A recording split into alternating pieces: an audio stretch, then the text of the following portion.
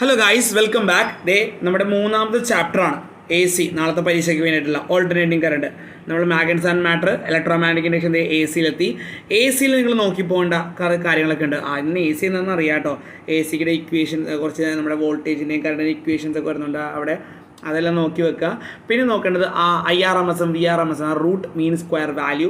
അത് വെച്ച് ചില പ്രോബ്ലംസൊക്കെ ഞാൻ കണ്ടിട്ടുണ്ട് ചോദ്യ പേപ്പറിൽ. പിന്നെ ഫേസർ ഡയഗ്രാം ബേസിക്കായിട്ട് നോക്കുക. പിന്നെ A C voltage apply to capacitor, inductor and resistor.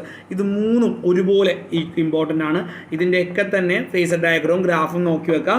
പിന്നെ LCR സർക്യൂട്ട്, ഫേസർ ഡയഗ്രാം നിങ്ങൾ എന്തായാലും പഠിച്ചിട്ട് പോയിക്കോട്ടെ, ഉറപ്പാണ് നമുക്ക് പ്രതീക്ഷിക്കാം. പിന്നെ എനർജി ലോസ് ഇൻ ട്രാൻസ്ഫോമർ, അത് നോക്കുക. അത് കുറച്ച് എക്സാമ്പിളുകളുണ്ട്.